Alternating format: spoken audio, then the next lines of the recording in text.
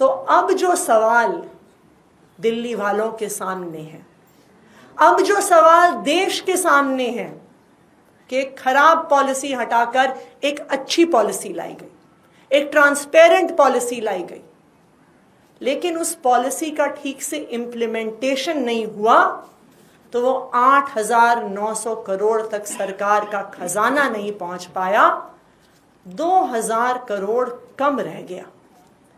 तो ये 2,000 करोड़ कम रहने के पीछे किसका हाथ है? किसने रोकी इस पॉलिसी की इम्प्लीमेंटेशन? किसने ये 2,000 करोड़ का सरकारी खजाना बढ़ने से रोका? इस सीएजी रिपोर्ट के आधार पर उस पर इन्वेस्टिगेशन होना जरूरी है और मैं उम्मीद करती हूं कि उस पर इन्वेस्टिगेशन होगा, क्योंकि ये इम्प्लीमेंटेशन रोकने के पीछे 3 लोग जिम्मेदार हैं।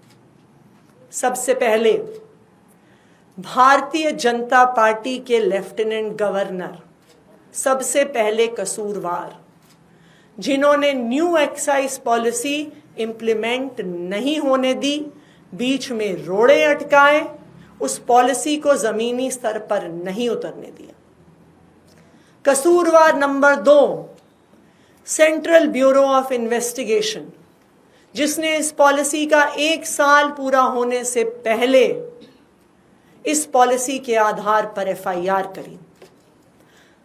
कसूरवार नंबर 3 इन्फोर्समेंट डायरेक्टोरेट, जिन्होंने इस पॉलिसी खत्म होने के 1 साल पहले ही इस पॉलिसी पर ईसीआईआर करी।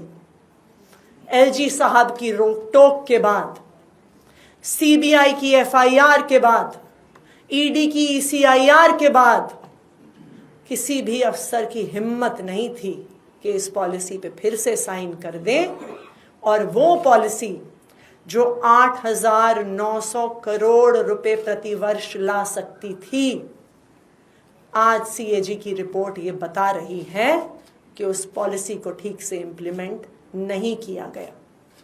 तो आज हमारी ये मांग है कि भारतीय जनता पार्टी के एलजी साहब, भारतीय जनता पार्टी की सीबीआई और भारतीय जनता पार्टी की इन्फोर्समेंट डायरेक्टोरेट पे इन्वेस्टिगेशन हो।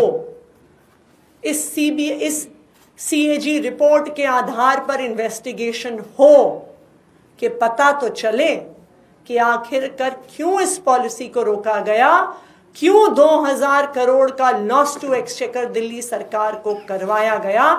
इस पर इन्वेस्टिगेशन होनी चाहिए और इस पर एफआईआर होनी चाहिए।